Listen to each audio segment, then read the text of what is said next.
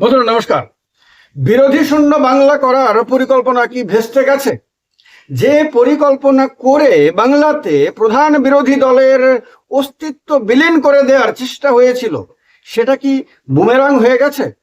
বাংলাতে যেভাবে আপনার সদ্য প্রাক্তন তৃণমূল কংগ্রেসের মধ্যে ডিভিশন ঘটানো হয়েছিল, সেই ডিভিশনের মধ্য দিয়ে মনে করা হয়েছিল যে দলটাকে ভেঙে চৌচির করে দেওয়া হবে, এরপর আর দলটার কোনো অস্তিত্বই থাকবে না। নয়তো দলটা সেই লোকদের হাতে থাকবে যে লোকরা দিল্লির নেতাদের হাতের পুতুলের মতন তাদের হাতে খেলাধুলা করবেন।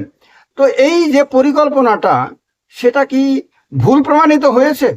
তারা যে পরিকল্পনা করে বাংলাতে নির্বাচনের ফলাফল ঘোষণার পর থেকে সমস্ত কিছু সাজিয়ে আসছিল, এখন মাত্র 1 মাস কয়েক দিনের মধ্যে দেখা যাচ্ছে সেই পরিকল্পনা ধাক্কার পর ধাক্কা খাচ্ছে। মানে তারা প্রথমে মনে করেছিল যে বিরোধী বিধায়কদের 2/3 বা তার বেশিকে আলাদা করার মধ্য দিয়ে জোড়া ফুল প্রতীকটাকে তারা সরিয়ে নেবে। অর্থাৎ যার ওপরে বা যাদের ওপরে সবচেয়ে বেশি তাদের রাগ, একটা হলো মমতা বন্দ্যোপাধ্যায়, আরেকটা হলো অভিষেক বন্দ্যোপাধ্যায়, এই দুজনকে রাজনৈতিকভাবে এমনভাবে কোণঠাসা করে দেওয়া হবে, এমনভাবে হাসি ঠাট্টার বস্তু বানিয়ে দেওয়া হবে, এমনভাবে ক্ষমতাহীন গুরুত্বহীন বানিয়ে দেওয়া হবে এবং মানুষের রোষের মুখে ফেলে দেওয়া হবে, যাতে তারা আর রাজনীতিতে আর ঘুরে দাঁড়াতে পারবেন না এবং সাধারণ মানুষ মনে করবে যে এত দিনে গিয়ে একটা সেরা কাজ হলো, এদেরকে কোনোভাবেই এতদিন টেনে নামানো যাচ্ছিল না। এখন দেখো একেবারে তারা অতল তলে অতল সমুদ্রে হারিয়ে যাবে, এইটা তারা ভেবেছিল। কিন্তু দেখা গেছে না দলটির আপনার প্রতীকটাকে তাদের থেকে আলাদা করতে পেরেছে, না যাদেরকে বিদ্রোহী করা হয়েছিল তাদেরকে মানুষের সামনে সঠিক অবস্থানে রাখতে পেরেছে, না যে নেতাদের বিরুদ্ধে সবচেয়ে বেশি ক্ষোভ, তাদের যে জনসাধারণের সামনে তাদের যে ছবিটা, সেটাকে নষ্ট করতে পেরেছে। ফলে এখনো পর্যন্ত যা পরিস্থিতি দেখা যাচ্ছে তাতে একটা জিনিস পরিষ্কার বোঝা যাচ্ছে যে বাংলাতে মূলত যে পরিকল্পনা সাজানো হয়েছিল সেটা এক প্রকার ভেস্তে গেছে। এবং যে ডিম পলিটিক্স আমদানি করা হয়েছিল, ডিম পলিটিক্সে শেষ পর্যন্ত কুণাল ঘোষ পর্যন্ত শিকার হয়েছেন, তার মাথাতে পর্যন্ত ঢিল ছুঁড়ে মারা হয়েছে এবং তিনিও এর কুফল ভোগ করেছেন। আর সেই ডিম পলিটিক্সটা বাংলার সাধারণ মানুষ তো স্বীকার করেনি। আপনার সোশ্যাল মিডিয়া প্ল্যাটফর্মে যদি আমরা নিয়মিতভাবে সাধারণ মানুষের রিয়াকশনের দিকে তাকাই, তাহলে দেখব অল্প কিছু মানুষ সেগুলোতে মজা নিচ্ছেন, বাদ বাকি অধিকাংশ মানুষ তার নিন্দা করছেন এবং তারা বলছেন যে বাংলাতে তো এই রাজনীতি ছিল না, বাংলাতে এ কোন ধরনের রাজনীতি এলো।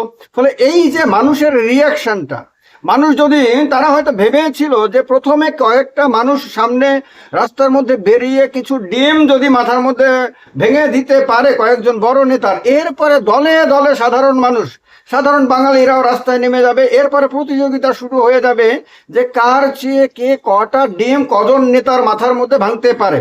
হয়তো সারা বাংলাতে এমন এক জনরোষ, এমন এক জন উন্মাদনা তৈরি হবে যে উন্মাদনা দেখে সারা ভারতবর্ষের মানুষ বলবে হ্যাঁ, এত বেশি ক্ষোভ ছিল এদের বিরুদ্ধে, এত বেশি খারাপ কাজ এরা করেছে এবং এত বেশি অপরাধ এরা করেছে যে দেখো সাধারণ মানুষ, সাধারণ মহিলারা, সাধারণ তরুণ যুবক যুবতীরা, সব অংশের মানুষ তারা নেমে গেছে রাস্তার মধ্যে এবং তারা স্বতঃস্ফূর্ত ভাবে তারা তাদের রোষটাকে তারা প্রকাশ করছে।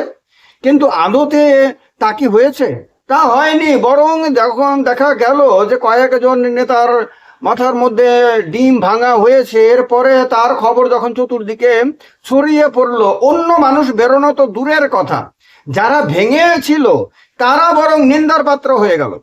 বিভিন্ন অংশের মানুষ ব্যাপকভাবে তাদের মতামত দিতে শুরু করলো যে না, এটা তো ঠিক না, যদি কেউ অপরাধ করে থাকে তাহলে তার বিরুদ্ধে আইনগতভাবে ব্যবস্থা নেওয়া হোক, তার বিরুদ্ধে মামলা করা হোক, মামলায় যদি দেখা যায় তিনি প্রাথমিকভাবে দোষী প্রমাণিত হচ্ছেন তাহলে তাকে গ্রেপ্তার করা হোক, প্রয়োজনে আদালতে তারপরে সমস্ত কিছুর বিচার করে যদি দেখে যে এই লোকটা সত্যি সত্যি খারাপ কাজ করেছিল, কেউ সামাজিকভাবে বিভিন্ন অপরাধ করেছিল, কেউ হয়তো রাজনৈতিকভাবে অপরাধ করেছিল, কেউ হয়তো আর্থিক কেলেঙ্কারিতে জড়িত ছিল। এগুলো যদি করে থাকে এবং যদি আদালতে প্রমাণিত হয়, তাহলে তাদেরকে জেল দিয়ে দেওয়া হোক, ফাঁসি দিয়ে দেওয়া হোক, আইনে যা যা প্রভিশন আছে সবকিছু প্রয়োগ করা হোক। কিন্তু রাস্তার মধ্যে এভাবে একটা ডিমের দাম কি, মানে ডিম কি বিনা পয়সায় পাওয়া যায় নাকি? কোনো দোকানে গেলে দোকানদার কি এমনিতেই যে নিয়ে যান, আপনি অমুকের মাথার মধ্যে ভাঙবেন তো নিয়ে যান 10টা ডিম আমি ফ্রিতে দিয়ে দিলাম, এরকম হয় নাকি?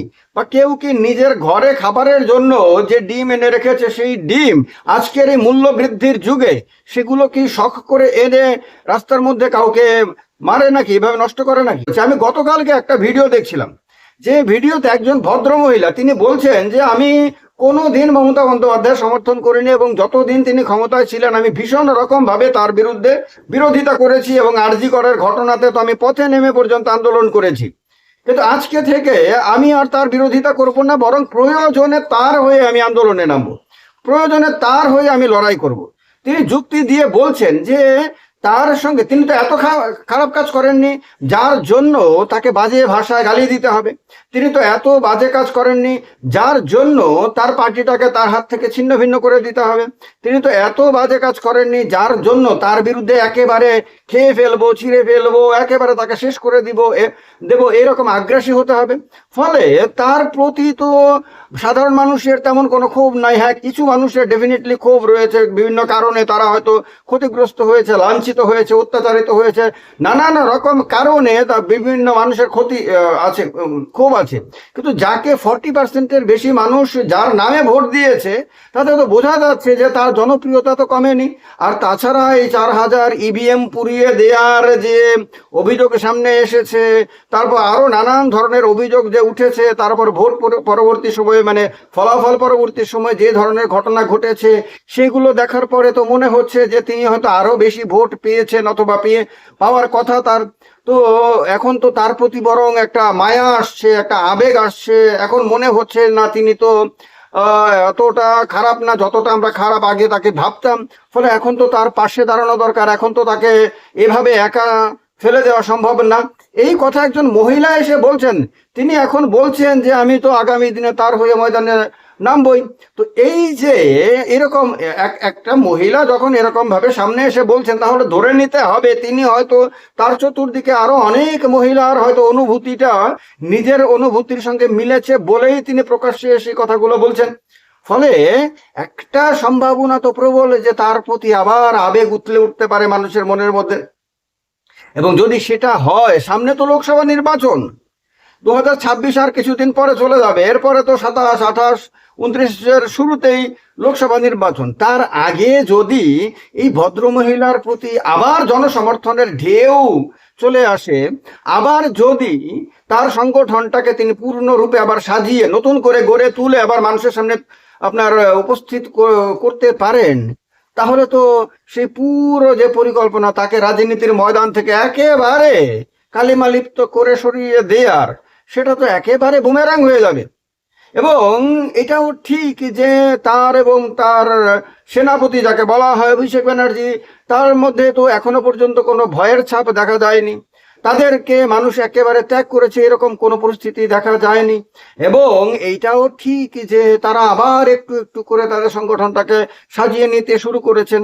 তাদের বিরোধিতা করে যারা দল ত্যাগ করেছিলেন তাদের দিকে যদি তাকানো যায়, তাদেরকে তো মানুষ নিন্দার চোখে দেখছেন, সমালোচনা করছেন ভীষণ রকম ভাবে, নানান ধরনের শব্দ বলছেন তাদের নামের সঙ্গে, সেগুলো আমি এখানে প্রয়োগ করব না, কিন্তু এগুলো তো করছেন। এবং তারা আজকে রাজনৈতিকভাবে এক ধরনের অসহায় হয়ে গেছেন। যে দলটার কাছে একটি বিধানসভা নির্বাচনে 1000 ভোট আসেনি, সেই দলটাতে তারা যোগ দিতে বাধ্য হয়েছেন। বড় কোনো দল তাদেরকে নিতে চায়নি। তারা আজকে বুঝে উঠতে পারছেন না যে তারা ঠিক যে মানে কোন অবস্থানে আছেন, রাজনৈতিকভাবে তাদের কি আদতে কোনো গুরুত্ব রয়েছে কিনা, তাদেরকে নিয়ে পেছন থেকে কেউ খেলছে কিনা, তারা নিজেরাই বুঝে উঠতে পারছেন না। ফলে না তারা প্রকাশ্যে এসে তেমন কিছু বলতে পারছেন, না তারা নিজের ভেতরে শান্তি পাচ্ছেন। তারা মানে তাদের পক্ষে ফিরে আসা সম্ভব না, সামনের দিকে এগোনো সম্ভব না, এরকম একটা ভয়ঙ্কর একটা লজ্জাজনক অবস্থাতে তারা পড়ে গেছেন। রাজনীতিতে এই ধরনের ঘটনা তো বিভিন্ন দলের সামনে আসে, আর ক্ষমতা থেকে চলে গেলে পরে, হেরে গেলে পরে তো এগুলো হয়, তারা তো জানেন এগুলি, ফলে এগুলো তো হতেই পারে। কিন্তু তাদের ছবিটা, জনসমক্ষে ছবিটা কি কালিমালিপ্ত হয়েছে, না বরং আগের তুলনায় আরেকটু বেশি পরিশুদ্ধ, আরেকটু বেশি উজ্জ্বল হয়েছে? যদি দ্বিতীয়টা হয়ে থাকে, যদি এরকমটা হয়ে থাকে যে তাদের দলের মধ্যে যে সমস্ত ময়লা আবর্জনা ইত্যাদি ছিল বলে বলা হচ্ছে এখন, সেগুলোকে তারা পরিষ্কার করতে পেরেছেন, এবং তারা বরং ওই ভুলগুলো থেকে শিক্ষা নিয়ে অতীতের আবার নতুন করে সুন্দরভাবে সাজিয়ে, যারা এই বিপদের বন্ধু, যারা সত্যি সত্যি দক্ষ এবং যাদেরকে এতদিন অবহেলা করা হয়েছিল সংগঠনের ভেতরে, তাদেরকে তুলে ধরে, তুলে সামনে এনে আবার মানুষকে নিয়ে আন্দোলনের ময়দানে যদি ঝাঁপাতে পারেন, তাহলে কি বুমেরাং হবে না পুরো খেলাটা? তাহলে কি পুরো পরিকল্পনাটা ভেস্তে যাবে না? তাহলে কি বাংলার রাজনীতিতে যেটা অনেকে মনে করেছিলেন একেবারে গেল গেল গেল, সব গেল, তা কি আটকে যাবে না? এবং বাংলার রাজনীতিতে, অন্ততপক্ষে বিরোধী রাজনীতিতে, এক নতুন ইতিহাস কি তৈরি হবে না, যা শাসক দলের ভবিষ্যৎ রাজনীতির জন্য বিরাট বড় টেনশনের বিষয় হয়ে দাঁড়াতে পারে? মনে যদি হয় যে হ্যাঁ কথাগুলো সত্য, যদি মনে হয় যে হ্যাঁ পরিকল্পনাটা ভুল ছিল বলে মনে হচ্ছে, যদি মনে হয় যে হ্যাঁ পুরো খেলাটা আবার বুমেরাং হয়ে তাদের দিকেই ফিরে যেতে শুরু করেছে, তাহলে কমেন্ট বক্সে কমেন্ট করে জানাবেন। যদি মনে হয় যে না এই কথাগুলো ভুল, আদতে সেই খেলা ব্যর্থ হয়নি, তাহলে সেটাও জানাতে ভুল করবেন না। ভালো থাকবেন। জয় হিন্দ, বন্দে মাতরম।